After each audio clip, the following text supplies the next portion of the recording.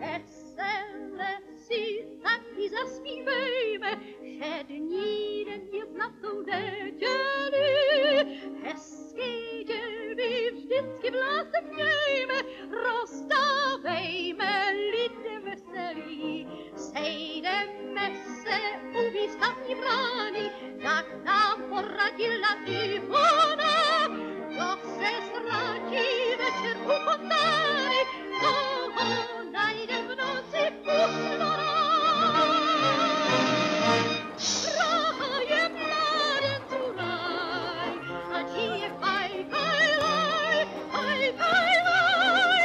Praha je všetvrtý ráj, do noci zpívá, faj, faj, laj. Praha je mládenců ráj, a žije faj, faj, laj, faj, faj, laj. Praha je všetvrtý ráj, do noci zpívá, faj, faj, laj.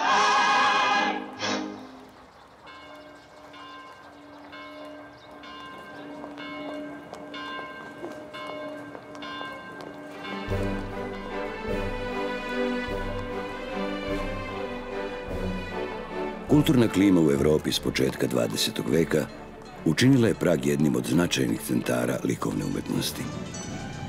Tada se govorilo da je sve što je u ponedeljak naslikano u Parizu, već u petak predstavljeno publici u Pragu. Dovoljno je spomenuti samo neke izložbe održane u periodu do izbijanja Prvog svjetskog rata. Izložbe Augusta Rodina, Edvarda Munka, francuskih impresionista i postimpresionista, Salona nezavisnih i Henria Matissa, Pabla Picassa. Mladim srpskim slikarima koji su u to vreme boravili u Pragu, takva situacija je veoma pogodovala. Lišeni svojih umetničkih škola, oni su bili upućeni na neke druge likovne centre radi daljeg obrazovanja.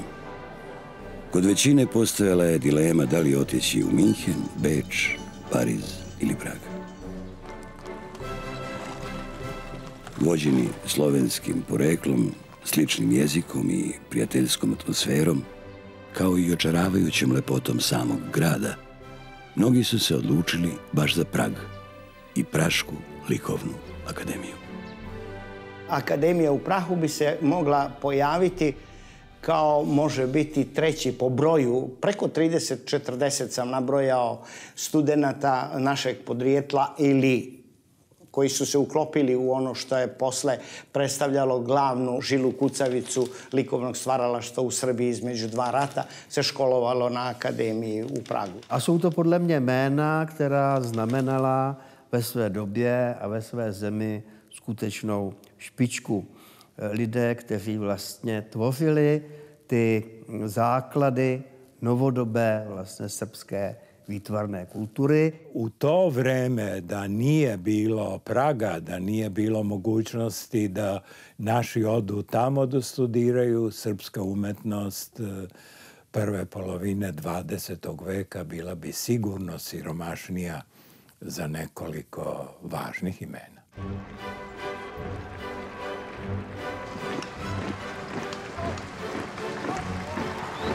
Já potom, když jsem rozum bral, jak se říká, protože to, tak člověk dospívá a hledá, co si srovná v hlavě, tak jsem si uvědomil, že ty vztahy mezi Srby a Čechy byly vždycky velice dobré. A nebyly nadiktované. Nikdo jim neříkal zhora, musíš milovat Čechy a Čechům neříkal, musíš mít rád Srby. To prostě existovalo a ten vztah byl velice pěkný. A hlavně ta atmosféra byla velice vlastně otevřená a vlídná. A ti studenti ze Srbska i z Chorvatska tady byli skutečně velice vřele vítáni a to prostředí, ve kterém ta malá skupinka, ale zase s těmi českými kolegy žila i v těch hospodách, i v těch různých politických proklamacích a akcích, byla taková vlastně opravdu soudržná kolektivní atmosféra, na kterou asi předpokládám všichni rádi vzpomínají. A já osobně považuji tuto periodu, byť krátkou, ale velice intenzivní, za významnou kapitolu vzájemných kulturních a uměleckých kontaktů mezi Srbskem a Českou republikou, mezi Prahou a Bělehradem. Akademija likovnih umetnosti u Pragu osnovana je 1799. godine sa tendencijama i nastavom u nemačkom duhu. Češka akademija je isto jako bitna u smislu onog klasičnog razvoja srednjoevropskog slikarstva. To su bile recimo 3 akademije koje su bile punkturalne, koje su bile grunt, znači Bečka, Praška, Minhenska, a Pariz je bio jedna noblesna sfera. Ove 3 su držale striktno klasički moment, a Prag je ostao kao neko središte, da kažem, zanatskog, esnavskog momenta. Mada nije uživala ugled akademije u Minhenu i Beču, Praška akademija je bila jedan od značajnih pedagoških centara Evrope, u kome se školovao veliki broj umetnika iz svih naših krajeva. A mělo to svoje důvody. Ty důvody těch bylo několik. Samozřejmě jednak tady byla ta myšlenka té slovanské vzájemnosti, která na tom konci toho 19. století byla velice silná. Nebyl tady problém jazykové bariéry, nebylo to až tak daleko, ale zejména ta škola, akademie naše v roce 1895 byla zestátněná, čili tady byla možnost i stipendií. Byla postavena nová budova, to znamená, že se velmi výrazně zlepšil i ten standard pracovní podmínky a byl obnoven profesorský sbor a přišla sem celá řada i profesorů ze zahraničí, zejména z Paříže. No a jedním z nich, a to je taky velmi důležité, byl Vlaho Bukovac. On sad dolazi na akademiju gdje postoji puno profesora, ni on sam, a dolazi mnogo zbog njega i njegovih zemljaka koji misle samim tim dolazimo u Bukovcu, mi smo iz istoga kraja, mi smo privilegirani. To je nešto što je dio našega mentaliteta, to je dobro poznato i naravno to je priča, međutim, na koju Bukovac ne nasjeda. Zahvaljujući svom neprikosnovenom autoritetu, kao i istančanom osjećaju za kolorizam i poentilizam, Bukovac unosi preokret na akademiji i u pedagoškom i u likovnom smislu. Morate naučiti crtež. Crtež je u slikarstvu kako kostur na čovjeku. Ako kostura nema, kaže, odijelo ne može dobro stajati. Bukovac postaje omiljen među studentima koji ga smatraju jednim od najboljih pedagoga akademije u to vreme. Kaže jednoj učenici, jednom zgodom gleda naslikala neki veliki trg ovako iz visokog očišta i na trgu jedna figurica. Sičušna točkica. Sad vi razabirete da je to kao čovjek, ali to je točkica boje. A on kaže, lijepo ti je ovo mlijeko, šteta što je muha unjupala. To je Bukovac. Živ, pasioniran, duhovit, ponekad možda strog, ponekad možda i dosadan, kao što smo svi kad zađemo u neke godine.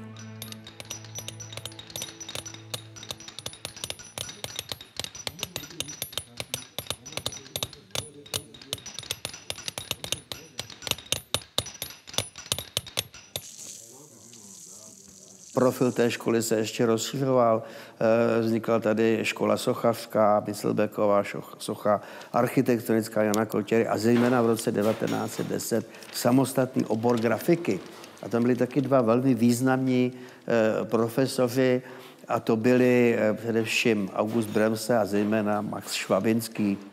Može se pretpostaviti kada se pogledaju imena profesora koje su postojala da je Praška škola bila interesantna zbog svoje temeljnosti, zbog svoje specifične organizacije i ona za većinu naših slikara predstavlja jedan segment koji je uobličio, naših slikara naravno koji su bili tamo, jedan segment koji je uobličio njihove umetničke ličnosti. Existoval tady spolek Mánes, který doslova do písmene otvíral okna Evropě. Kubismus se stal velmi významnou vlastně etapou ve vývoji českého umění a celá řada vlastně těch spolužáků z toho Bukovacova ateliéru byli členové potom té osmy. Čili i když se to třeba nevyučovalo na té škole, tak oni, protože žili tím uměním, chodili na ty výstavy, měli v ruce ty časopisy Volné směry, kde všechny ty, řekněme, skutečně moderní přístupy byly nějakým způsobem prezentovány. Takže to si myslím, že to bylo i velmi přínosné a užitečné v tom smyslu, že i v té Praze byli schopni se seznámit s těmi novými tendencemi moderního umění, tak, jak se zrodilo a jak se formovalo v té první polovině 20. století. Našim prikazom nije moguće obuhvatiti sve srpske umetnike školovane u Pragu, kako zbog nepostojanja istorijske građe o njima, tako i zbog malog broja sačuvanih radova. Pojedine slikare predstavit ćemo radovima nastalim za vreme njihovog boravka u gradu na Vltavi, a neke radovima izvedenim posle napuštanja češke metropole, u kojima je očigledan uticaj sredine u kojoj su boravili i studirali. Kao prvi, godine 1898. na Praškoj likovnoj akademiji studirao je srpski slikar Kosta Miličević. Slikar Kosta Miličević u svakom pogledu jeste jedna srpska legenda. Pojavio se u Beogradu 1895. godine kada je Kirilo Kutlik otvorio prvu srpsku crtačku i slikarsku školu. Tokom trogodišnjeg školovanja Kosta Miličević je često slušao priče o slovenskom Pragu i nekakav čudan nagon vukao je mladog slikara neodoljivom privlačnošću u tajanstvenu daljinu.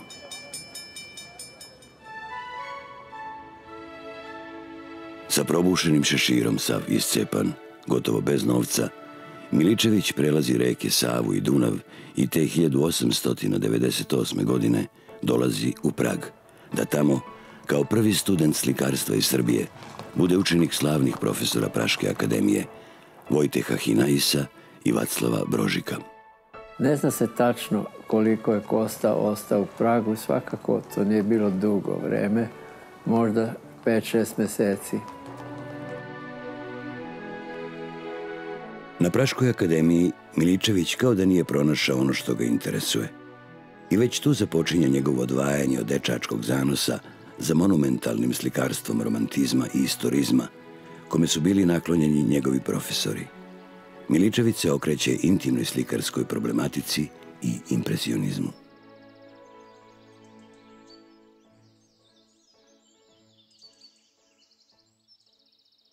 Od samog početka Kosta Miličević se iskazao kao veliki talent, ali istovremeno kao jedna samostalna ličnost koja je izbjegla bilo kakve uticaje. On se razvijao, kako se to kaže, iz vlastite umetničke ličnosti. Izbijanje Prvog svjetskog rata odvelo je Kostu Miličevića u redove srpske vojske, s kojim je prošao golgotu prelaska preko Albanije.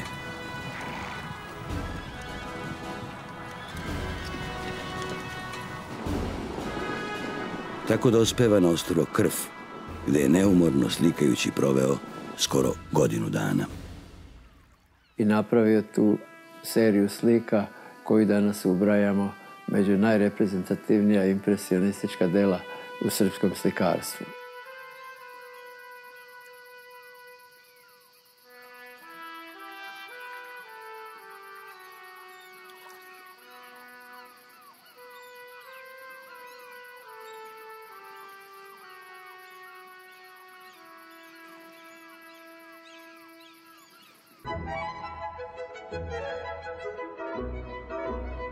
U životu Koste Miličevića nije zabeležena nijedna ozbiljna veza, međutim, zna se da je on bio zaljubljen u Anu Marinković. Nevolja je bila što je Ana Marinković, njegova koleginica iz umetničko-zanatske škole, bila žena udata, ni više ni manje za ministra. Živorad Nastasijević priča detalj, negde 1906. godine, Živorad, njegov brat Momčilo Nastasijević i Kosta zajedno su stanovali tu negde u Dubljanskoj ulici u jednom malom stančiću. I kaže, tako negde u noći u 2-3 sata ja se probudim jer čujem Kostu kako u cokulama tamo u onom malom predsoblju šeta od zida do zida. Ja znam šta je, ustanem, kažem, Ama Kosta, bre, ej, šta ti je? Ona je žena ministra, tebi su krpljeni laktovi. Kaže, on se okrene pa kaže, ali ja sam Velasquez.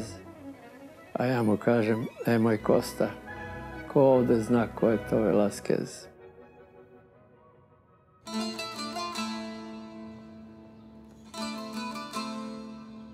U genezi bosansko-hercegovačke likovne umetnosti na samom njenom početku beležimo 3 imena prvih školovanih slikara koji dolaze u Bosnu i Hercegovinu. To su Pero Popović, Todor Švrakić i Branko Radulović. Iz rodnog Prijedora Pero Popović odlazi na studije filozofije u Beč, gde paralelno pohađa i privatnu školu za crtanje i slikanje kod Heinricha Štreblova.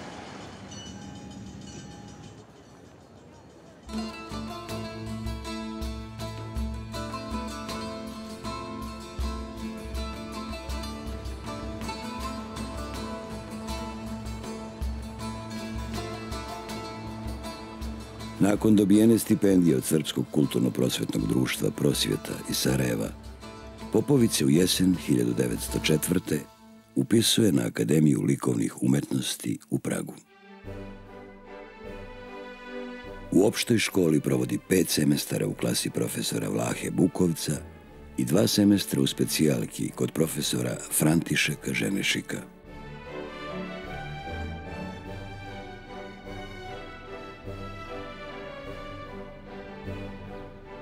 Popović u Pragu živi više nego skromno.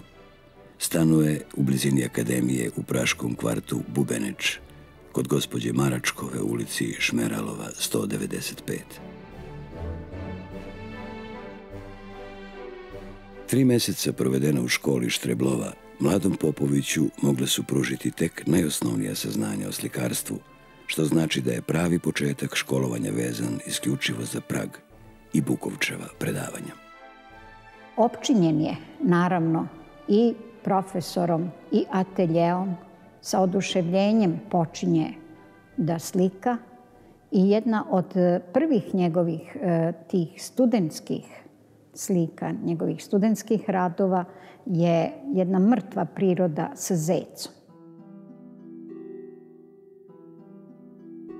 Poentilistički rukopis profesora Bukovca mnogo je očigledniji na slikama iz 1907. godine.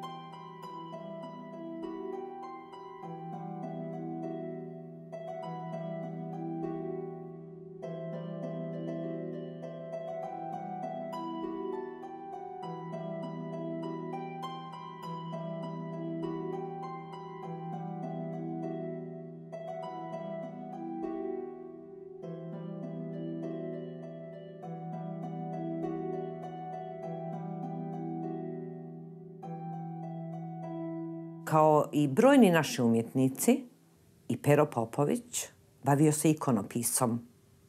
Tako mu je 1907. 1908. godine povjereno da u Prijedoru, njegovom rodnom gradu, oslika ikonostas za tamošnju pravoslavnu crkvu. Jedina sačuvana ili do sada poznata ikona sa tog ikonostasa, Isus Hristos, nosi sve odlike pointilizma njegovog profesora Vlahe Bukovca.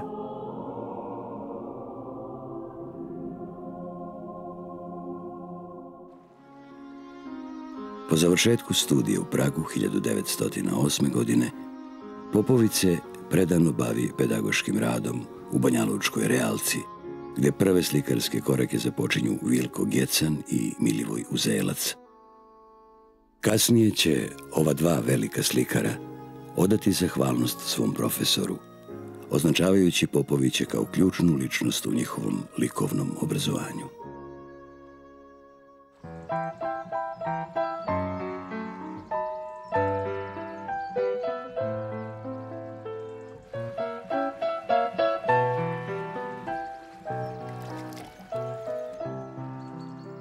Pero Popović u Banja Luci nastavlja da slika ono što je i započeo na Praškoj akademiji.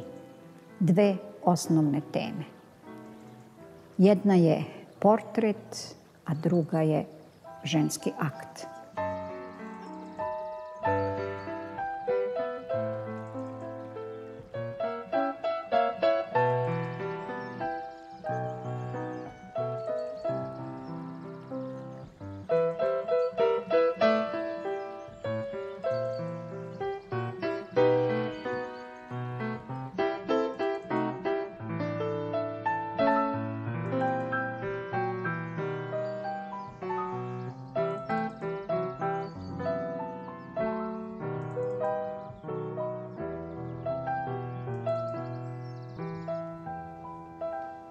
Pero Popović gubi posao na Banjalučkoj realci, osumnjičen je za svoj ilegalni rad u udruženju Jugoslavija, koje je bilo patriotsko jedno udruženje, koje se borilo protiv tuđinske vlasti. I on je prvo zatvoren u Banja Luci, a zatim je izvjesno vrijeme proveo i u logoru Lebring kod Graca u Austriji. Sigurno je to uticalo da se i rukopis Pere Popovića promijeni.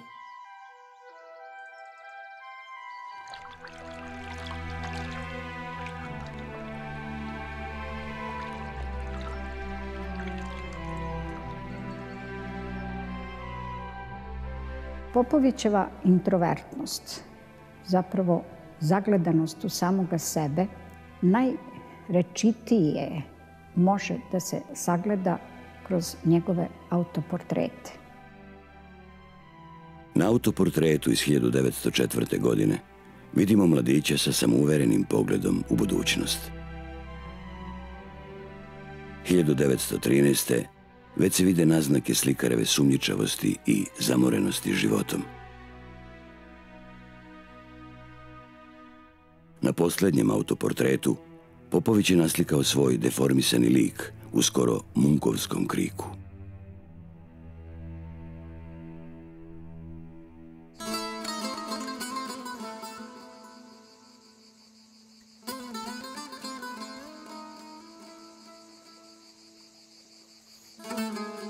Branko Radulović je rođen u Mostaru i dolazi iz reda onih čestitih patrijarhalnih Hercegovaca koji su se puškom i perom borili za nacionalna prava svoga naroda. Posle demonstracija mostarske đačke omladine protiv austro-ugarske dominacije, otac ga je slonio u Beograd, gde se Branko bez očevog znanja upisuje u srpsku crtačku i slikarsku školu koju je vodio njegov zemljak Risto Vukanović. Iz tog beogradskog perioda ostao je jedini do sada pronađeni rad, portret Anđe Golubović. S jeseni 1905. Radulović konačno odlazi u Prag, gde prvu godinu boravka provodi u privatnoj slikarskoj školi Karela Reisnera na Vinohradima. Ta škola je predstavljala neku vrstu pripremnog kursa za prijem na akademiju.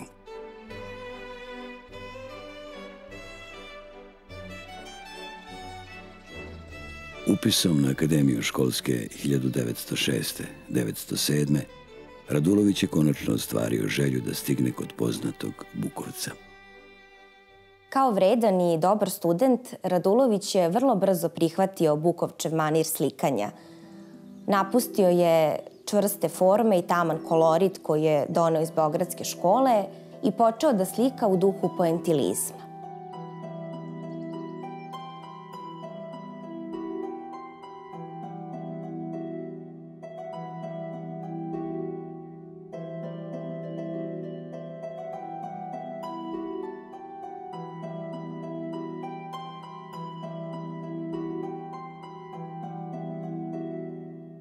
Profesoru Bukovcu Radulović redovno nosi svoje radove na korekturu u njegov atelje.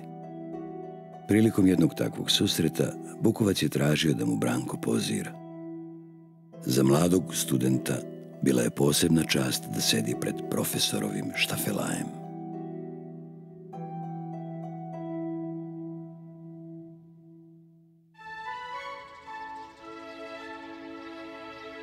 Branko Radulović će u Pragu postati jedan od najagilnijih članova studentskih srpskih društava, Šumadija i Sloboda, kojima je cilj bio širenje srpske oslobodilačke misli. Praški srpski studenti stiču glas nacionalnih boraca, kojima i sam Masarik dolazi u prostorije, drži predavanja i diskutuje. –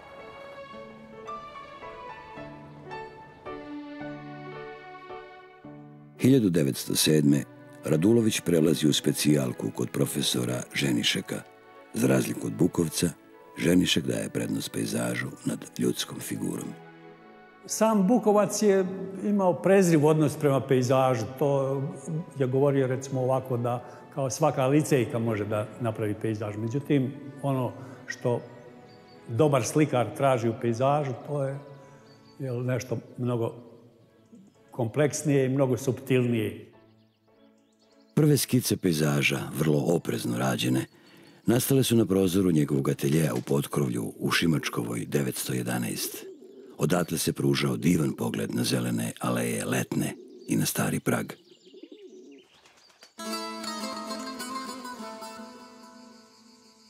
Leto 1908. Branko provodi u Mostaru i tu jako hercegovačko svetlo oslobađa i ohrabruje mladog Radulovića da njegove planerističke kompozicije dobiju jedan intenzivniji kolorit.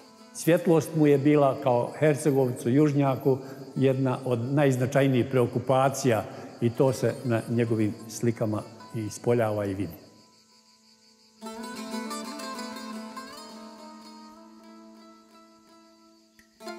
Mostar, koji sav blešti u sunčanoj jari, nudi mu jaki kontraste svetla i senke i prozračno čist vazduh juga.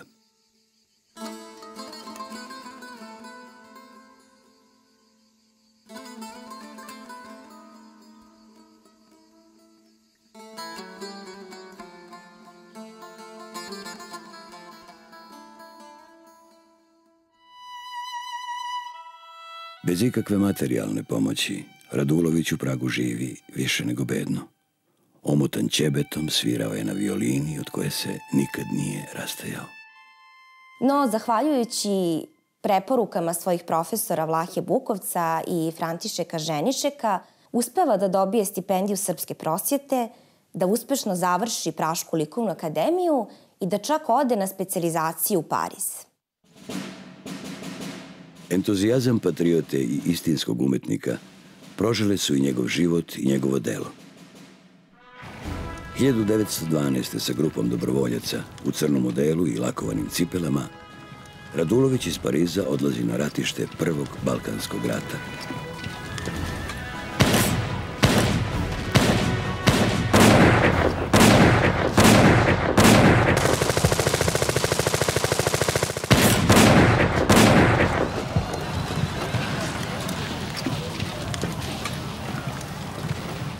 Tamo, u novembarskim danima, u vlažnoj šumi, smrznutom rukom slika ratne scene sa Taraboša.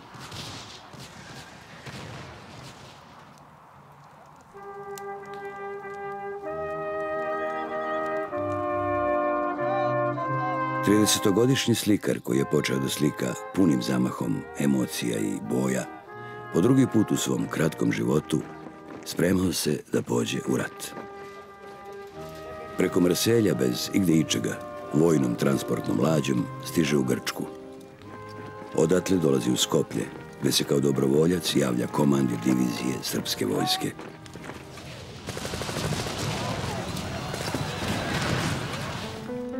U zimskim ratnim prilikama Radulović se teško razboljeva i ophrvan bolešću umire krajem marta 1916. godine.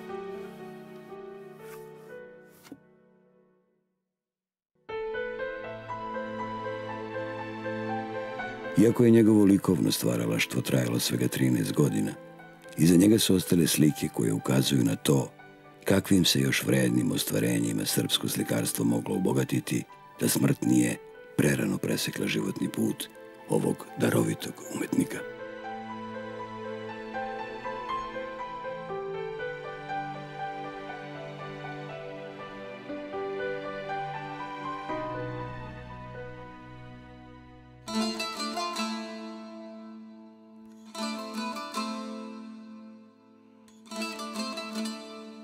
Todor Švrakić je rođen u Prijedoru, u Bosanskoj krajini. Iako ga je otac dao na krojački zanat, 16-godišnji Todor pobegao je u Beograd kada je čuo da je tamo otvorena slikarska škola.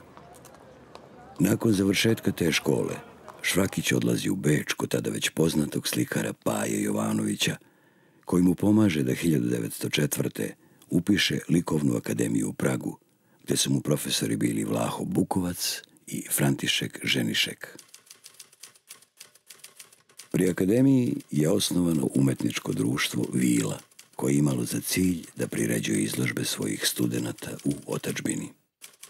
Trojica bosansko-hercegovačkih slikara koji su učili slikarstvo u Pragu imali su ovdje u Sarajevu 1907. godine zajedničku izložbu. Pero Popović, Todor Švrakić i Branko Radulović. Najagilniji i najambiciozniji u smislu da afirmiše svoje dijelo, svoje slikarsko dijelo, ali i dijelo svojih kolega, je svakako Todor Švrakić, koji je došao na ideju da u Sarajevu otvore izložbu svojih radova i da pokažu rezultate svoga rada ili učenja na Akademiji u Pragu. To je ujedno bila i prva organizovana izložba domaćih slikara na teritoriji Bosne i Hercegovine. Štampa je posvetila veliku pažnju ovoj izložbi. Svi pišu o trojici mladih, naših, domaćih, školovanih umetnika koji, eto, dolaze na našu likovnu scenu. Izložba koju je Švrakić zajedno sa svojim kolegama organizovao u Srpskoj školi u Sarajevu bila je sva u duhu Bukovčevog poentilizma.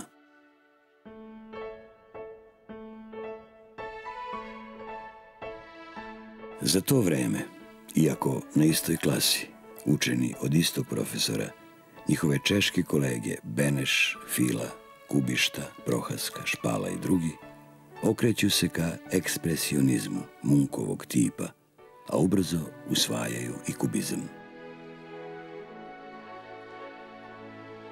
Za prihvatanje novih slikarskih tendencija naši slikari nisu bili pripremljeni ni svojim poreklom, niti svojim dotadašnjim školovanjem, a za radikalnije slikarske orijentacije nedostajalo im je i smelosti.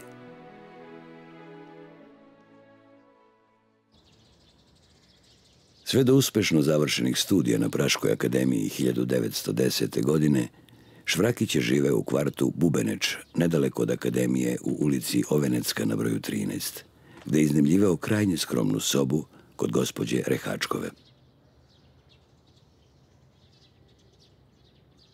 Po povratku iz Praga zapošljava se u Sarajevskoj velikoj realki.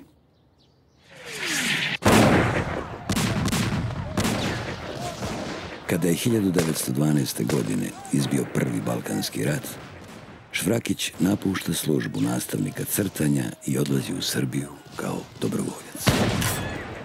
On se prijavljuje vrhovnoj komandi srpske vojske, željan da krene na prvu liniju da se bori. Međutim, vrhovna komanda odlučuje da ga pošalje u oslobođene krajeve, na jugu, Makedoniju i na Kosovo, gdje on slika staru srpsku arhitekturu, brojne manastire srednjevjekovne.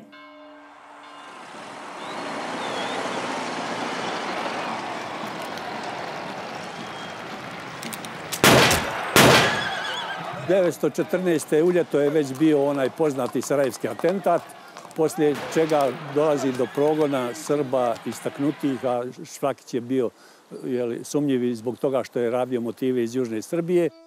Odlazak Todora Švrakića u Južnu Srbiju, u Makedoniju, na Kosovo i njegovo slikanje, austrougarska vlast nikako nije mogla da mu oprosti, kao ni brojnim našim umjetnicima, patriotima, koji su na ovaj ili na onaj način bili na svojoj, na srpskoj strani. I Švrakić sa ostalim pripadnicima Mlade Bosne biva uhapšen i interniran u Arad u austro-ugarske kazamate, gde je oboleo od tuberkuloze. Todor Šrakić daleko više slika akvarel nego uljane slike. Rekao je da mu smeta jako odbljesak uljanih boja na slici. A da je akvarel, kad se jednom napravi, on ostaje takav zauvijek, nikad se ne mijenja i svjedoči o onome šta je umjetnik htio da pokaže ili kaže njime. Todor Šrakić je volio inače ove objekte iz prošlosti, kao što su stari mostovi, stare građevine, tvrđave, hramovi, a takvih je u Sarajevu bilo dosta. I njegov je opus cjelokupni inspirisan najviše takvim motivima. Međutim, Šrakić je imao i radove sa nacionalno intoniranim temama, kao što su povlačenje srpske vojske preko Albanije ili portret vojvode Živojina Mišića, koji je kritika jako lepo ispratila.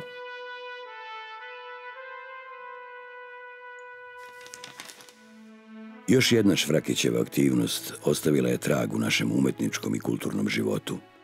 To je oprema knjiga, izrada naslovnih strana i ilustracija. Švrakićeva naslovna strana za Nušićevu 915. oslikavala je tadašnja stradanja Srbije. Postoji i Nušićevo pismo Švrakiću vezano za njegovu ilustraciju.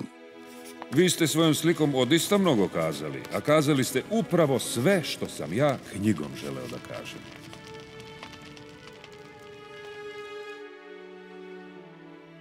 Njegov autoportret, rađen pred kraj života oko 1930. godine, sigurnim potezima opisuje umetnika koji je za sobom ostavio duboko humano delo, gradeći ga na iskrenom osjećanju pripadnosti predelima svoje zemlje i istoriji svoga naroda.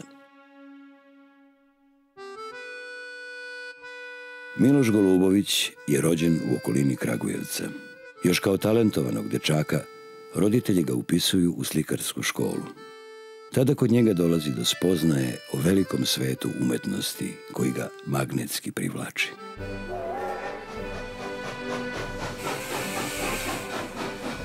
U periodu od 1904.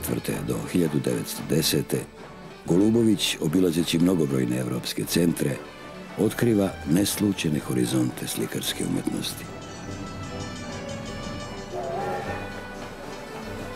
Po povratku u Beograd pravi planove za odlazak u Prag. Dopisuje se s prijateljima koji su već tada na Praškoj akademiji. Sačuvano je pismo Ljubomira Gajića, tadašnjeg studenta slikarstva. Akademija nije u Pragu. Ona je preko reke Vltave, na jednom brdu koje se zove Letna. Na lepom je mestu. Iza akademije je kolosalni park koji liči na Topčider ili Košutnjak.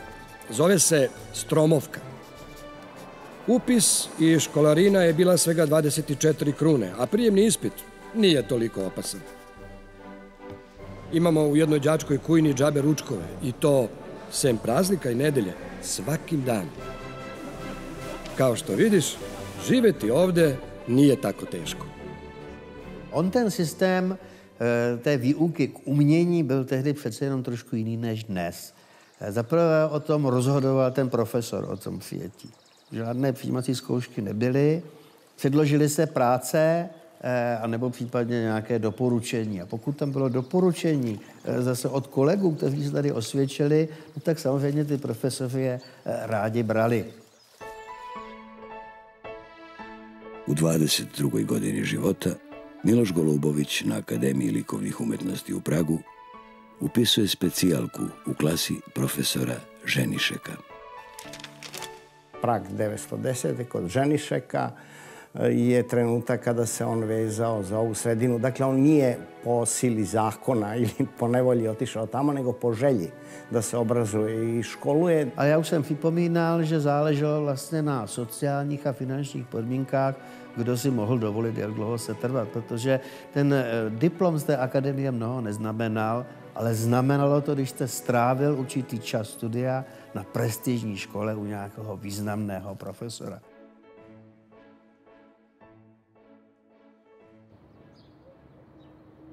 Tokom studija u Pragu, Golubović je stanovao u skromnom sobičku u neposrednoj blizini akademije, u ulici Malirska, što prevedeno na srpski znači Slikarska ulica na broju 227.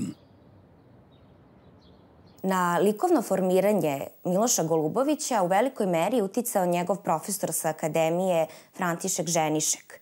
A van akademije Golubović je poprimio uticaj stila Alfonsa Muhe, umetnika koji je tih godina bio jako popularan u Parizu sa svojim dekorativnim plakatima. Specifičnost Golubovićevog izraza čini pre svega neobičan spoj stilova, secesije i ekspresionizma uz korišćenje čiste sirove boje.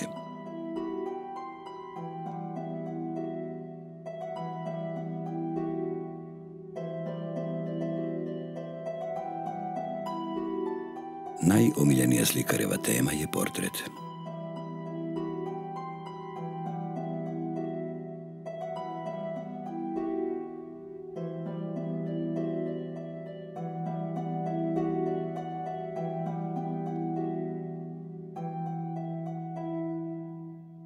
Nažalost, u trenucima kada je trebao sve to što je nakupio, što je stekao ili od Ženišeka, ili u Parizu, ili u Minhenu, da pretoči, da u Srbiji deluje kao snažna stvaralačka ličnost, jedan Balkanski rat, prvi, pa drugi Balkanski rat, pa veliki svetski rat.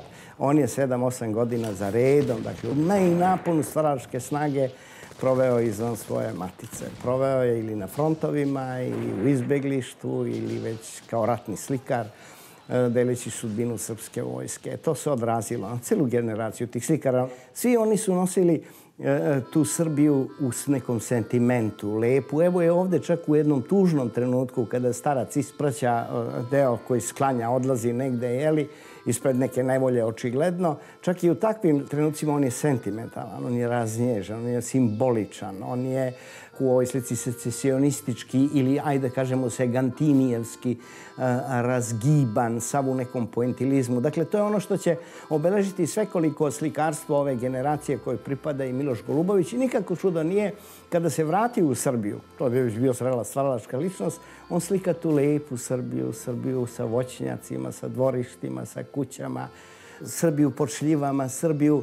Ništa što je ružno u Srbiji on ne može da prepozna. I to im se zamera kao neki intimizam, sentimentalizam i tako dalje. U stvari je jedna velika vrlina. I tu bi se trebalo prema ovoj generaciji slikara koje pripade i koje možda na čelu Miloš Golubović i upravo ispraviti u našem čitanju. Bili smo nepravedni prema toj generaciji koja je svoju veliku ljubav prema svojoj otadžbini iskazala u svom slikarstvu. A ljubav nikad ne škodi.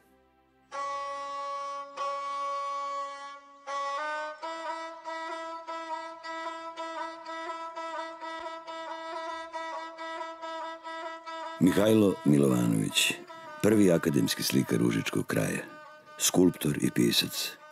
Posle završenih studija na Minhenskoj akademiji i učešća u 2 Balkanska rata, u jesen 1913. godine stiže u Prag, u atelje na Vinohradima, koji se nalazio na uglu Vinohradske i Italske ulice. Kada se mladi Užičani na veliki rodoljub Mihajlo Milovanović početkom minulog stoleća obre u Pragu, dočekala ga je jedna uzavrela atmosfera sveslavijanstva i velikog interesa Čeha za bratski srpski narod i njegove muke i stradanja i iskušenja. I on je to na tom talasu jako dobro uspeo sa svojim guslama, sa okupljanjima, sa svojim rodoljubljem. Zateko se u Pragu upravo kada se proslavljala 100-godišnjica rođenja Njegoša. Na toj vrlo svečanoj paradnoj proslavi, gde je govorio i mladi Jovan Skerlić, Mihajlo Milovanović je ne prvi put u životu uz gusle pevao o srpskoj slavi i srpskoj istoriji. Istovremeno, naočit, lep, on se vrlo brzo uključio u umetnički život Praga i ne treba da čudi što se našao u jednom modnom salonu gospođe Podolske, koje je bilo stecište kulturne i umetničke elite Praga. Mnogi umetnici su se tu nalazili i tu je on jedne večeri sreo jednu lepu Čehinju, obrazovanu, koja se zagledala u njega, zagledao on i nju. To je bila Valpurga Vala Salaškova. Ta stará dáma na tomto obraze je Marie Salášková a je to matka ženy slavného srbského malíře Michaila Milovanoviče. Představte si, jak on byl, když se zajímal o její dceru, co udělal, portrétoval tchýni. To je vždycky veliký krok kupředu, aby mu dali ruku ženy, kterou miloval. Ještě musím říct něco o té staré dámě. Ona je totiž shodou okolností moje prababička. Specijalka kod profesora Františeka Ženišeka za pejzaž, žanr i istorijske teme nudila je Milovanoviću mogućnost daljeg usavršavanja.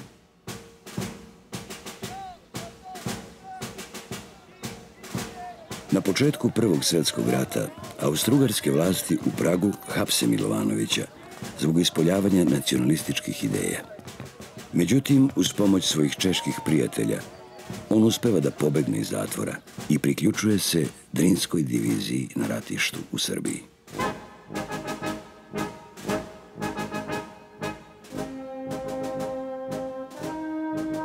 Posle prelaska preko Albanije dobija status ratnog slikara Vrhovne komande srpske vojske.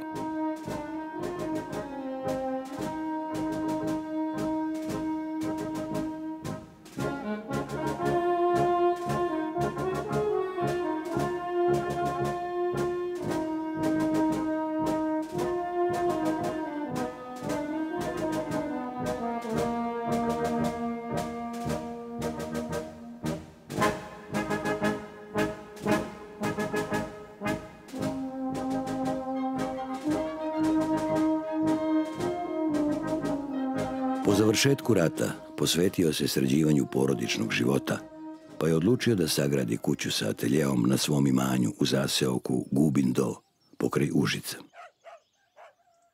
Slika predele svog rodnog mesta, Ribaševine, Gostinice, Tuka, ali to nisu obični nostalgični pejzaži, slikani zarad doživlja impresionističke svetlosti, radi doživljaja pejzaža, zalaska sunca. On u tom pejzažu vidi nešto drugo i vrlo često te predele svog rodnog kraja ispunjava ljudima i teškim životom seljaka. Dakle, jedan slikar, iza čije svake slike stoji taj zvuk gusala. Stoji etička i estetička srpska misao. Kad kažem estetička, onda mislim na taj idiličan, sentimentalan odnos prema srpskom pejzažu. Kad pogledate jednu sliku meni iza leđa, vidjet ćete o čemu govorim. Kakva je ta Srbija, kakvi su to proplanci, kakav je to rodoljub Mihajlo Milovanović, kome po toj količini emocija koje je nosio nema premca u srpskoj umetnosti prve polovine 20. veka.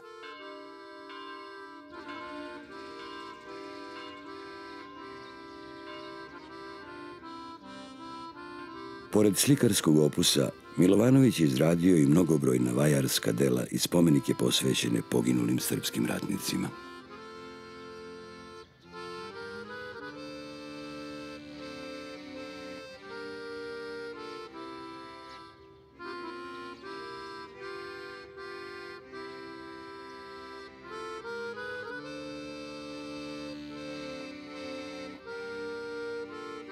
On jeste bio jedan izvrstan slikar i pomalo zaboravljen skulptor, čak sasvim i prenebregnut kao književnik. Međutim, on je imao jedan izuzetno bogat i nesrećno završen život. Za vreme Užičke republike on je učinio dosta na spasavanju velikog broja užičkih rodoljuba, mladih ljudi, patriota pa i komunista. Koristio je to što je sa ocem užičkog nemačkog krajskomandanta bio na studijama u Minhenu. Poslednjeg dana Užičke republike, nepravedno osumnjičenog da je engleski špijun, Milovanovića streljaju komunisti.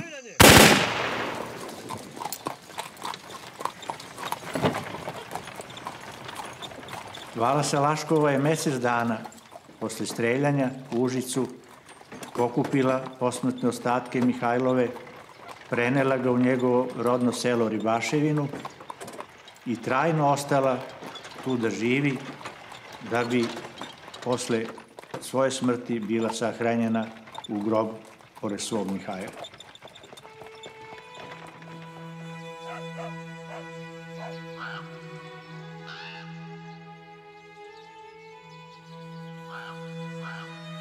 Posle Drugog svjetskog rata, Milovanovićevu porodičnu kuću sa ateljeom nova vlast oduzima i pustoši. Decenijama je njegovo ime bilo pod velom ćutanja, a kada su mu slike izlagane, ime autora nije pominjano. Prećutale su ga i sve enciklopedije. Jovan Bijelić nesumnjivo je jedan od velikih bardova koji će srpsku umetnost 20. veka na velika vrata uvesti u modernu.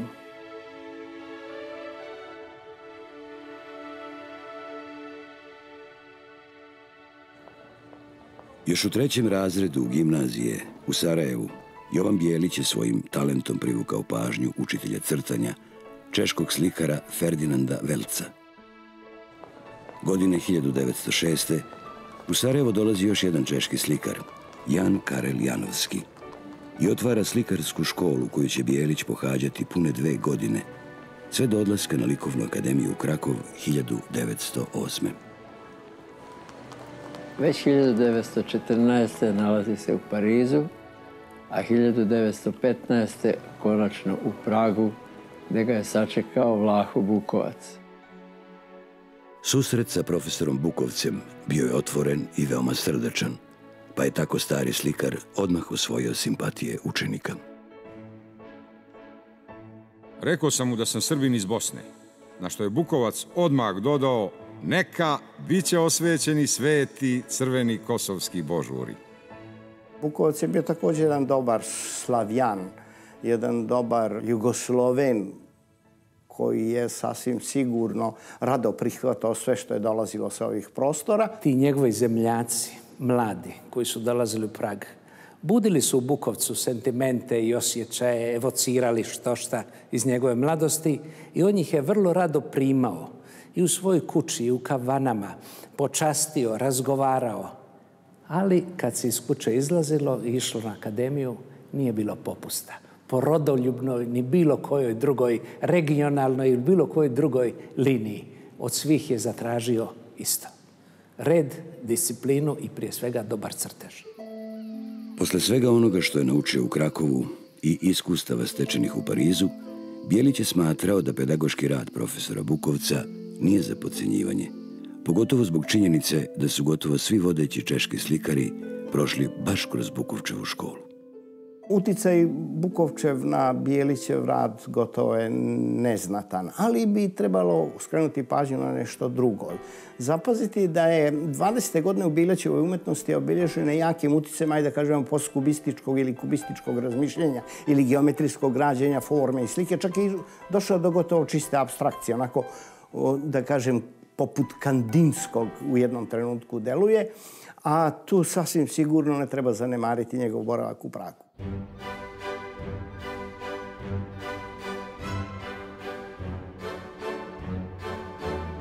Za vreme boravka u Pragu, Bijelić je bio smešten u maloj sobici kod porodice Jana Hanuške u ulici koja je nosila ime češke književnice Karoline Svijetle na broju 323.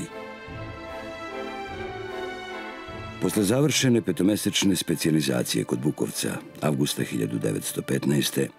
Bijelić je položio i ispit radi prijema na specijalku kod profesora Maksa Švabinskog, jednog od najznačajnijih čeških slikara i veoma cenjenog predavača na akademiji.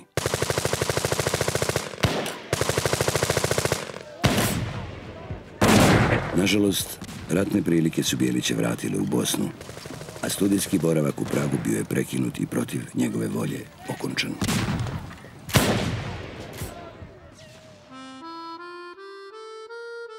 Oktobra 1926. godine, na krovu druge muške gimnazije u Beogradu, Bijelić otvara slikarsku školu kroz koju su prošli mnogi značajni srpski slikari. Tih godina se intenzivno druži sa češkim inženjerom Jozefom Kurzweilom, koji je u Srbiju došao da pokrene proizvodnju aviomotora. Co se týká Běliče, tak s tím byl otec kamarád hlavně pro jeho výbornou povahu, kdy rozuměl legraci, nebral věci příliš vážně, ale kromě toho, že pracoval jako malíř, tak stejně jako všichni umělci v tehdejší době moc nevydělával. Takže zábavu měl rád, ale jako na to placení vždycky nebylo. Mému otci tohle zase nedělalo problémy, tak se o to nějak tak podělili, spolu se pobavili, táta to zaplatil.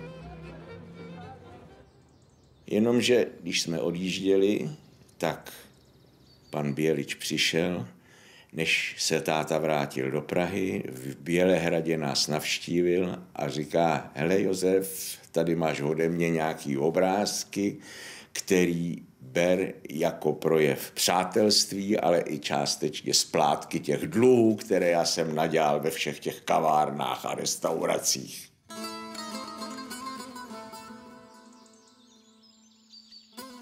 Nedaleko od Bjelićevog rodnog sela Kolunići u Bosanskom Petrovcu 1972. godine otvoren je spomen muzej Jovana Bjelića, gde se čuvaju umetnikovi lični predmeti i vredne slike i crteži.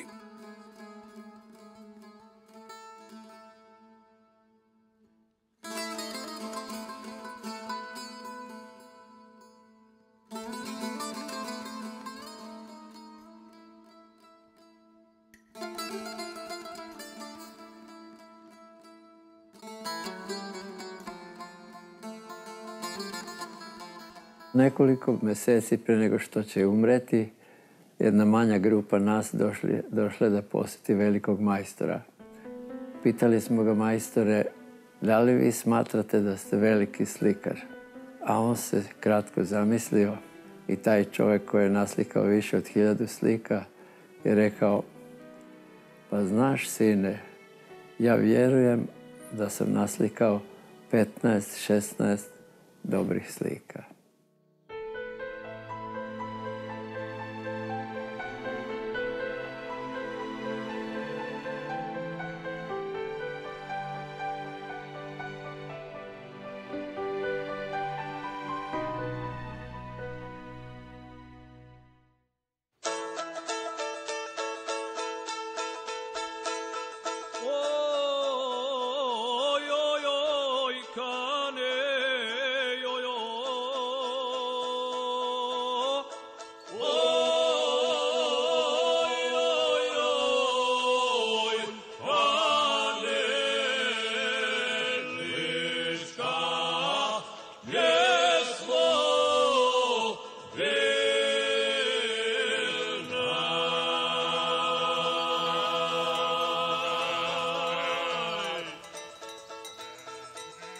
Stojan Aralica je rođen u selu Škare, nedaleko od Otočca u Lici.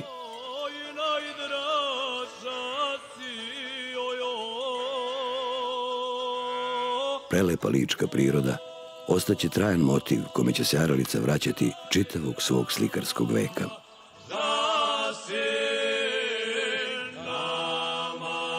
Međutim, tadašnja lokalna sredina postala je suviše skučena da bi Aralica sav svoj talenat razvio na pravi način, te on sanja da se otisne u veliki svet na studije slikarstva.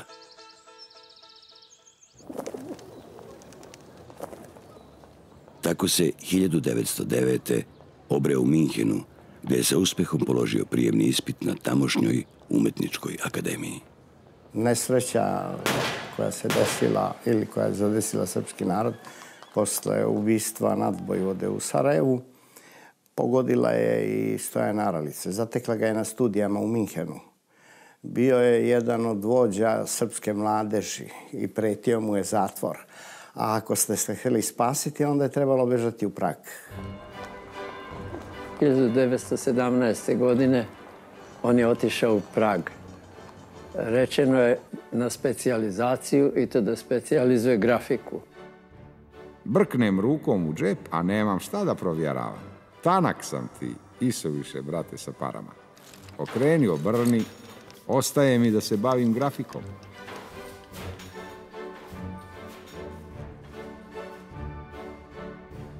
Jednogodišnju specijalizaciju na Akademiji likovnih umetnosti u Pragu provodi u klasi profesora Augusta Bremzea. Za vreme boravka u Češkoj, Aralica stanuje u praškoj četvrti Bubeneč, u Oveneckoj ulici na broju 32 kod gospođe Šmajclove.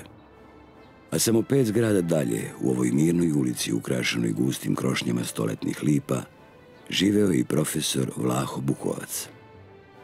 Otišao sam do našeg Bukovca i ko što je red, odmah je iznio dobru domaću šljivovicu, a onda me ponudio cigaretama, kavom i onim obaveznim slatko saladnom vodom. Obradovao sam se. Ima naše slikarske savraće svuda u svijetu. Tamo je sretao i susretao se i sa djelima i sa umjetnicima sa naših prostora. Palavićin je tamo boravio, Uzelac s kojim je bio se sprijateljio i Gecan. Dakle, plejada jakih likovnih ličnosti družila se po europskim centrima. 1925. godine Aralica je otkrio Pariz. U tom trenutku su bili aktuelni slikari kao Deren, Matisse i naročito Bonar i Vuillard. Specijalno Bonar koji će posebno oduševiti i inspirisati Stojana Aralicu.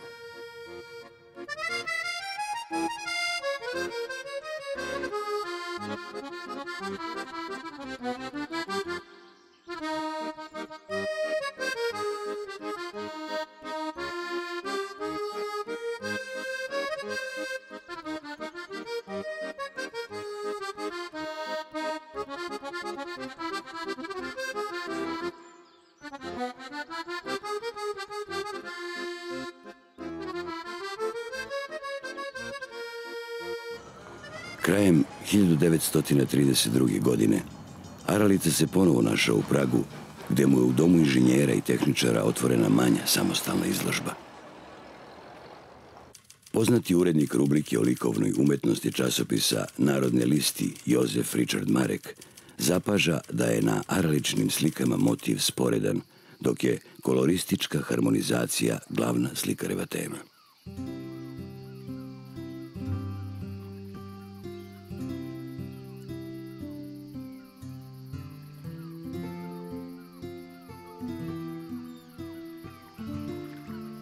Ne bih rekao da je Prag mnogo uticao na njega kao slikara.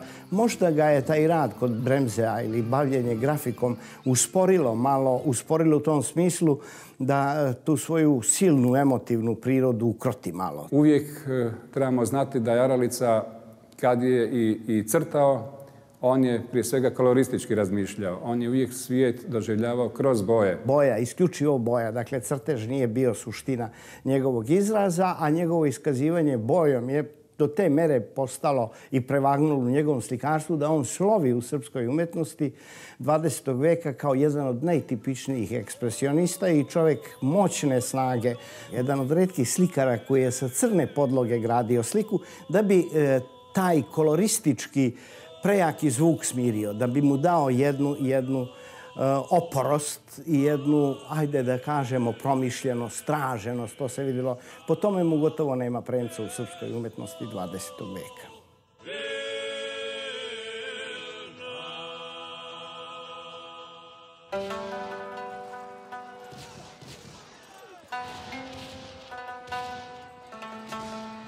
Milan Konjović je još kao vojnik u Prvom svjetskom ratu, kuda je dospeo odmah iz gimnazijske klupe, stigao u Prag na veliku proslavu Narodnog pozorišta, 50 godina Narodnog divadla.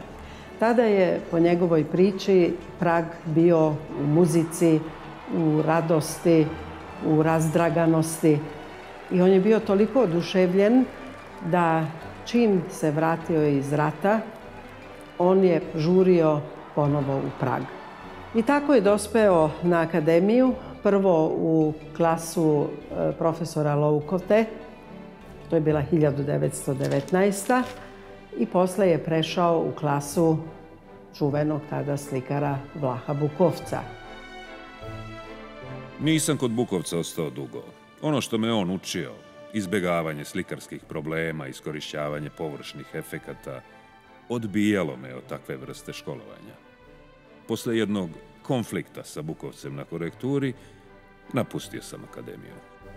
U ono vrijeme je škola bila disciplina, davala je disciplinu na osnovu koje se dalje gradilo.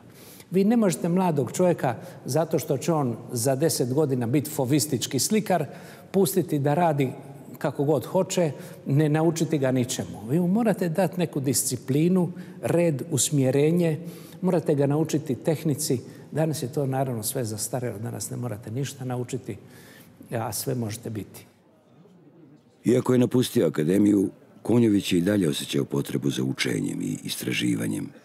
Na otvaranju izložbe Bohumila Kubište upoznao je nešto starijeg Jana Zrzavog, već afirmisanog češkog avangardnog slikara, te u njemu video mogućeg učitelja. Jan Zrzavi se nije bavio profesurom, ali je ipak prihvatio da mu Konjović pokaže svoje radove, a kad je video šta Konjović radi, on je bio saglasan da mu i koriguje radove i da ga upućuje dalje.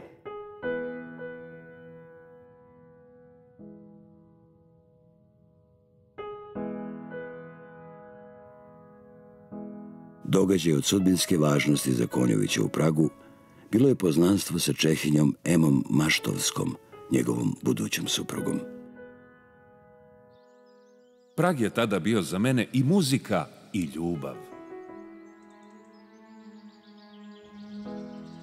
Po povratku u rodni Sombor, podstaknut češkim tumačima kubizma, Konjović je naslikao 20-ak slika sa željom da pronikne u koncepciju kubističkog slikarstva. –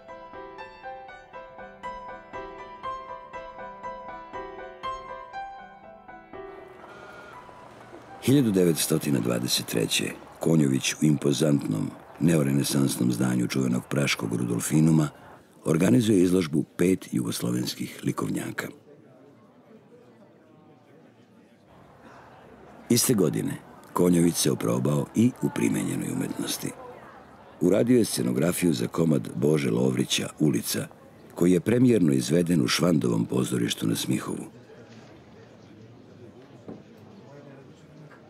Konjovićeva rješenja bila su sva u duhu nemačkog ekspresionizma.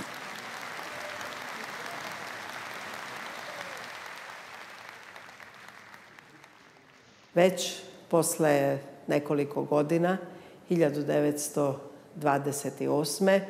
Konjović sa jednom kompletnom izložbom dolazi u Prag sa parijskim slikama i nije prošlo godinu dana, sledila je druga samostalna izložba u Pragu i jedan kolega je i ustanovio da je Prag Konjoviću bio kao jedan pokusni poligon.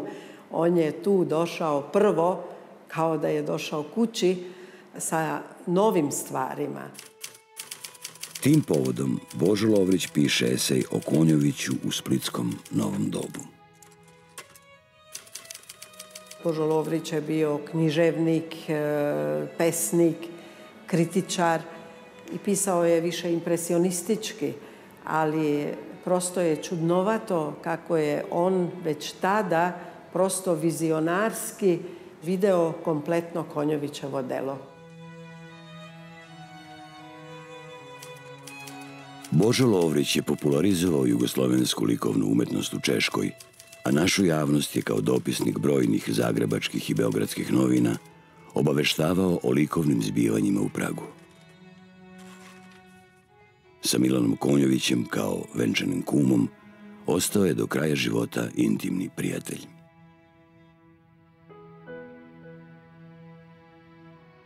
Kao član Oblika, jedne od najprogresivnijih umetničkih grupa kod nas između dva svetska rata, Konjović ponovo izlaže u Pragu. Na izložbi grupe Oblik 34. u Pragu još više se potencira upravo to da se na njegovim slikama vide boje naših čilimova, vide se boje nošnji, vidi se boje naših rukotvorina. Znači, to je bilo vrlo važno da Konjović ima svoje korene, da je autentičan, da je on u taj svet nešto poneo sa sobom svoga i zato je i mogao tako da uspe.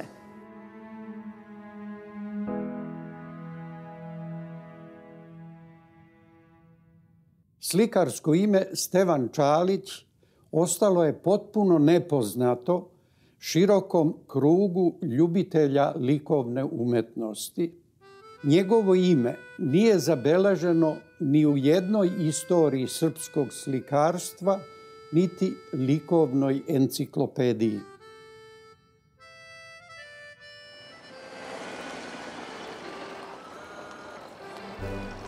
Kao pitomac Srpskog ministarstva prosvete, Stevan Čalić 1919. godine odlazi u Prag na Akademiju likovnih umetnosti. Upisuje opštu školu kod profesora Vlahe Bukovca, gde provodi 2 godine.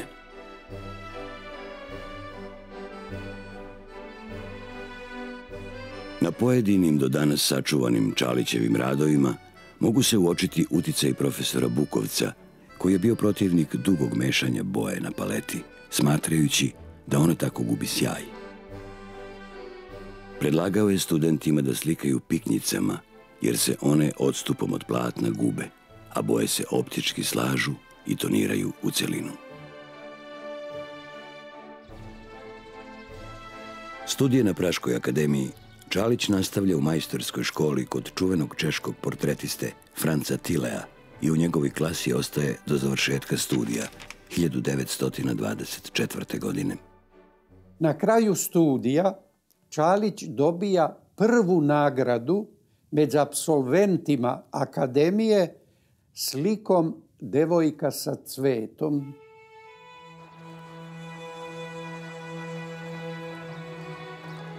Za vreme petogodišnjeg boravka u Pragu, Čalićeve aktivnosti prevazilaze čisto školska angažovanja, te on sarađuje sa časopisom Prager Presse.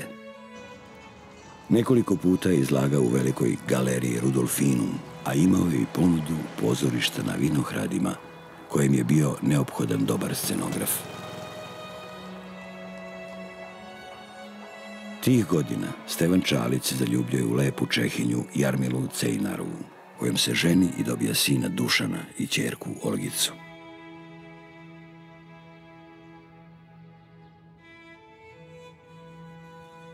Stevan Čalić byl manžel mé tety.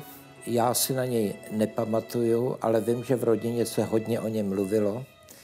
Byl v rodině velice ceněn jako umělec a u nás doma viselo asi 5 obrazů.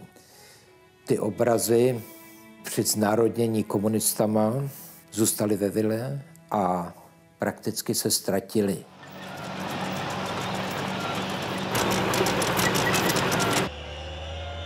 Já jsem v roce 1968 emigroval do Rakouska, když přišli Rusové do Čech a prakticky jsem si neodnes nic.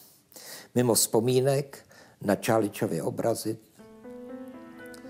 A po takzvané sametové revoluci v roce 1989, když jsem přišel zpátky do Prahy na návštěvu k mému bratranci, jsem s úžasem viděl všechny obrazy, které visely u nás a které doprovázely mé dětství, tam viset. A obraz Ateliér, který jsem měl nejradši, říkám, to je taková nádhera. A on říkal, ano, a vem si ho. A to bylo pro mě velice silný zážitek, kde se ten obraz prakticky vracel k dospělému člověku se vzpomínkami z dětství. A to bylo moc hezký pro mě. Najveći broj do danas sačuvanih Čalićevih slika nalazi se u Narodnom muzeju u Šapcu, dok je jedan broj njegovih dela iz studentskog perioda ostao u Češkoj.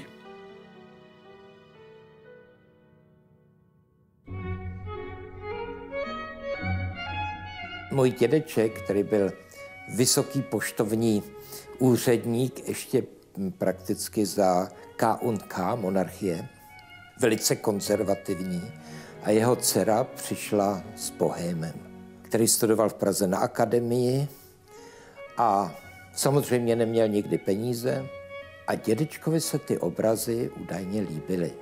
A když dcera přišla a říkala, ty táto, my nemáme peníze, tak říkal, no, já vám půjčím, ale Steve, ty tady necháš ty obrazy nějaký. A dědeček samozřejmě věděl, že v životě ty peníze neuvidí. Ale aby to mělo formu, tak mu je půjčil a obrazy zůstaly u něj, takže Steve Čálič se radoval, že má peníze, dědeček se radoval, že má obrazy a celá rodina se raduje, že to takhle dopadlo. Zbog stipendije koju je dobio od Ministarstva prosvete, Čalić je imao obavezu da 10 godina radi kao profesor u Srbiji, pa se tako po završetku studija u Pragu s porodicom vraća u Šabac. Slikarsko ime Stevan Čalić bilo je poznato velikom broju šabačkih gimnazijalaca koji su između dva rata pohađali Šabačku gimnaziju. I meni je Stevan Čalić bio nastavnik crtanja. Iz pijeteta prema mome profesoru i nošen nekim unutarnjim nagonom, u meni je se oformila ideja da proučim i prikažem Stevana Čalića kao slikara i da prikažem njegovo slikarsko delo. Iako ja nisam po profesiji istoričar umetnosti, već inženjer tehnologije. 1984. godine po prvi put je objavljeno slikarsko ime Steve Čalića likovnoj enciklopediji.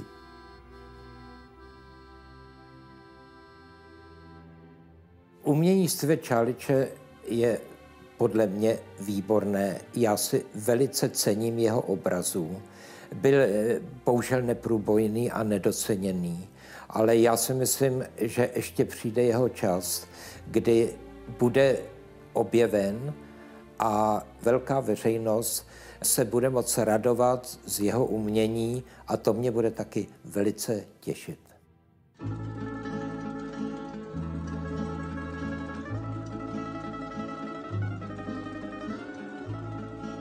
Ivan Radović svoj slikarski put započinje upisom na Likovnu akademiju u Budimpešti. Ipak, udovoljavajući svom nemirnom i radoznalom duhu, on posle završena 4 semestra napušta Budimpeštu i upisuje se na Akademiju likovnih umetnosti u Pragu 1919. Zajedno s nekolicinom slikara iz naših krajeva dospeva u klasu poznatog Vlahe Bukovca. Međutim, tamo ostaje samo godinu dana, nezadovoljan strogim pedagoškim stavom iskusnog profesora. Njegovi studenti postaju i ozbiljni mladi ljudi, ali i mladi ljudi sa svojim egom i dijele se, kako bi se reklo, kao i u svakoj školi i svugdje, na one koji su voljni slušati svoga profesora, a i na one mlade nadobudne koji misle da su pametniji od profesora.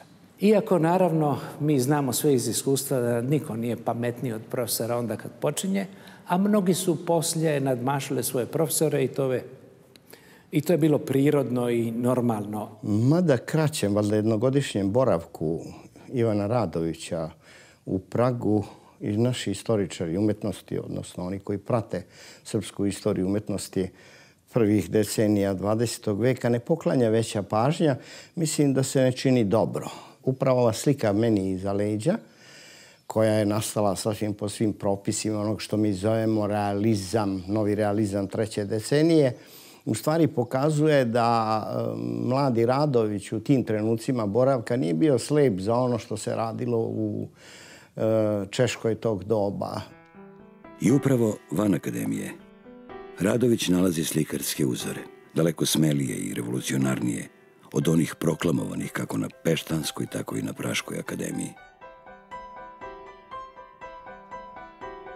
Na nastanak Radovićeve slike Tri gracije neosporan je uticaj češkog avangardnog slikara Jana Zrzavog.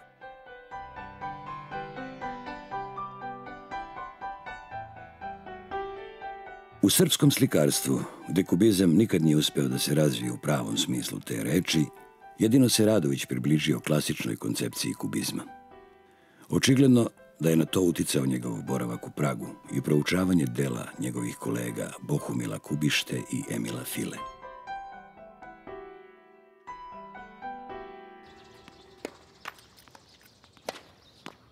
Po povratku iz Praga u Beograd, veština u tenisu omogućila je Radoviću da uđe u visoko društvo, čime je obezbedio i prve naručioce slika, pa je na taj način povremeno popravljao svoj materijalni položaj. U istoriji jugoslovenskog tenisa prvi put jedan slikar postaje šampion. Bio je to 1929. godine Ivan Radović.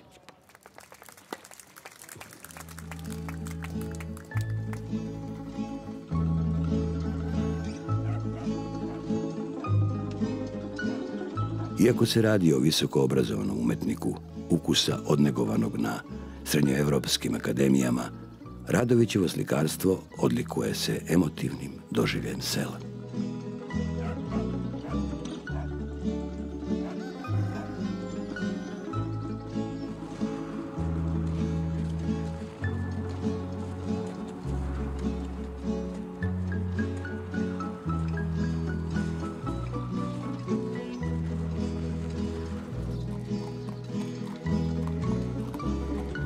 Radović se okrenuo Vojvodini.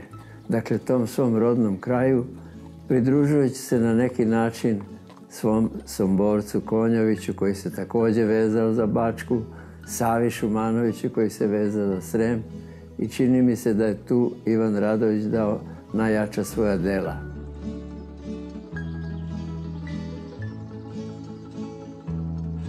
Kao odlično zanatski potkovan crtač, Radović zanemaruje svoja akademska znanja, te preuzima slobodu deformacije neukih linija sa narodskih vezova, ikona na staklu, sa grnčarije.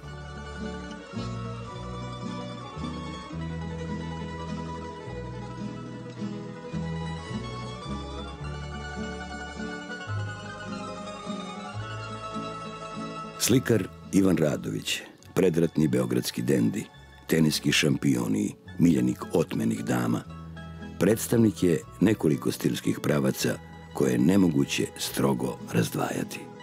Radović spada u red onih umetnika za koje ja kad govorim kažem da je to naš srpski Picasso, da čovjek koji se najviše menjao, korenito menjao, iz faze u fazu, kretao, otkrivao nove prostore i materije i duha i tako dalje. Dakle, jedna krajnje radoznala stvaralačka ličnost.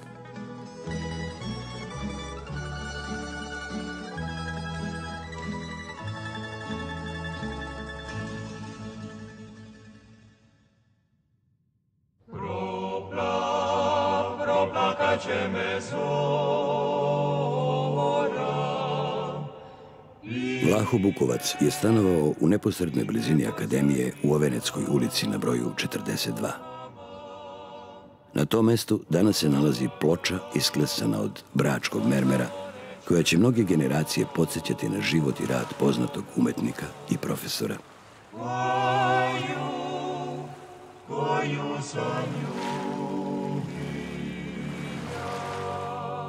U ovoj zgradi, 23. aprila 1922. žaleći se na jaku glavobolju, povukao se u svoju sobu i iste večeri umro od moždanog udara.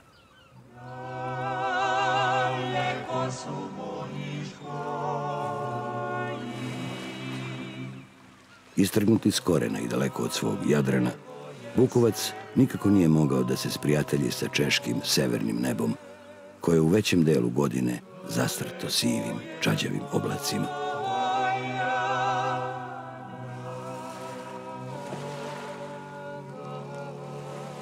Neizlečiva nostalgija, čežnja za otadžbinom, jugom i suncem pratit će Bukovca do posljednjeg otkucaja njegovog toplog mediteranskog srca. Daleko je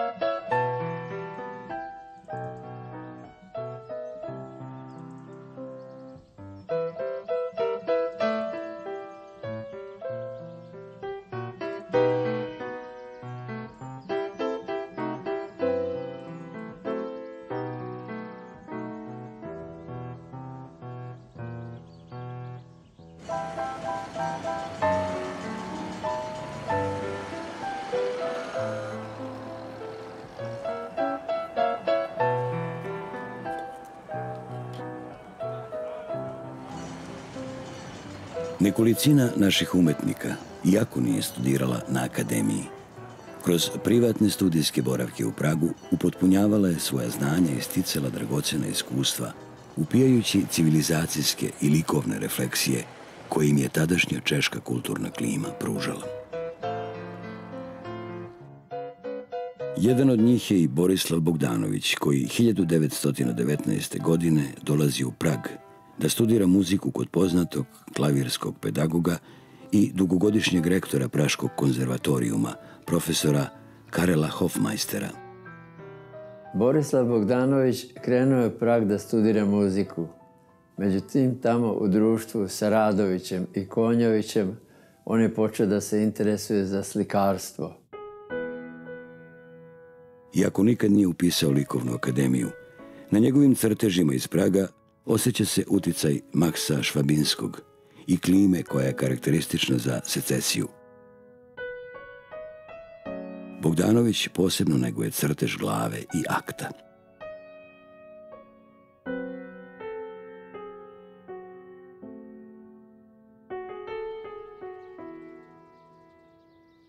Dvostruko obdaren, stalno je bio razapet između dveju umetnosti, muzičke i likovne, pa je sve vreme boravka u Pragu i svirao i crtao. Ipak, Bogdanović odlučuje da se sve intenzivnije bavi slikarstvom.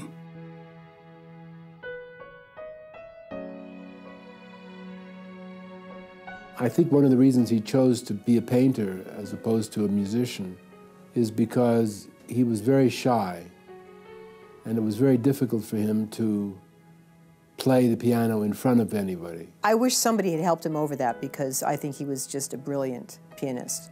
But I think he just gravitated towards painting. It was very meditative. It was easy. He would sit and just paint all day, no audience. He knew music as well as he knew painting. I mean, he knew the history of music, he knew the history of painting. But I never heard him have regrets about choosing painting over music because his passion was painting.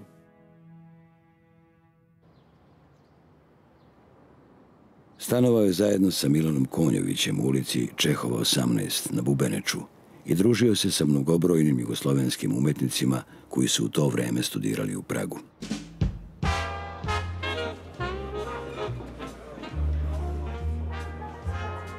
He was a great man about town. He loved going out and having a great time, and he knew everybody. And, I remember him telling me his stories like that.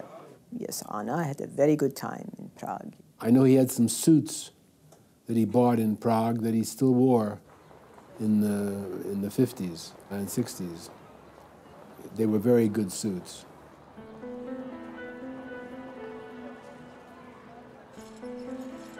Pritisnut materijalnim problemima, Bogdanović napušta Prag krajem 1922. godine i vraća se u Srbiju.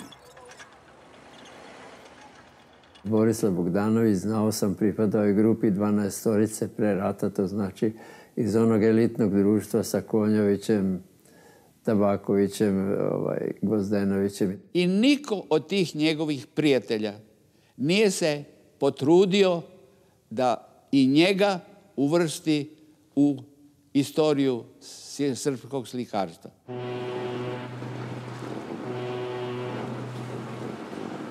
Odlazeći maja 1939. godine brodom Manhattan u Ameriku, Borislav Bogdanović verovatno ni sam nije znao da stvarno i zauvek odlazi iz svoje otadžbine.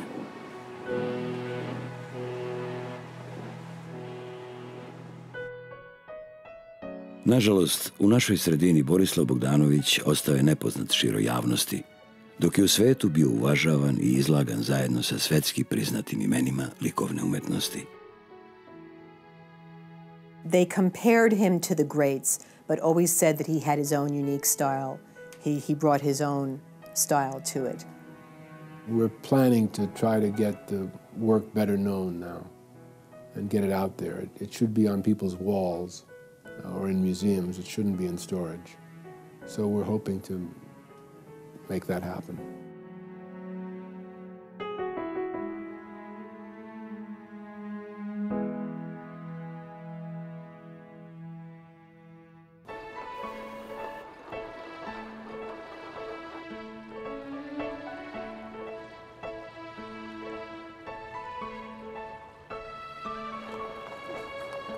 Mnogi srpski slikari školovani u Pragu početkom 20. veka, kao budući profesori crtanja i slikanja na našim školama i akademijama, prenosili su na svoje đake i studente sliku i duh Evrope, usađujući u njih svoje iskustva stečena u inostranim umetničkim centrima.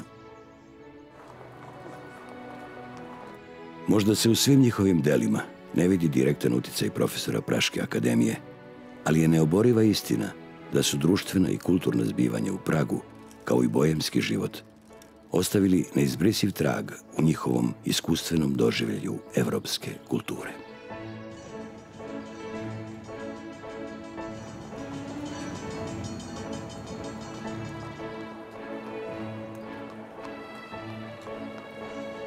Ni naša kritika, kao ni stručna javnost, nisu svima podjednako posvetile pažnju, tako da su neki praški đaci ostali prekriveni nepravednim velom zaborava. Neretko se dešavalo i da su nametnute ideološke dogme uticale na vrednovanje njihovih umetničkih dela. Zato mi, našim filmom, pored dobro poznatih i priznatih, skrećemo pažnju i na neke pomalo zaboravljene, a i tekako kvalitetne srpske slikare, kojih se nijedna likovna sredina ne da ne bi stidela, već bi bila ponosna da ih ima. Ja mislim da je istorija umetnosti dužna, istorija umetnosti srpskog naroda, dužna da svi oni budu na određeni način zabeleženi, da bude sačuvano ono što su uradili, kako su uradili i možda još više ono kako su se trudili i uspeli u tom svom trudu.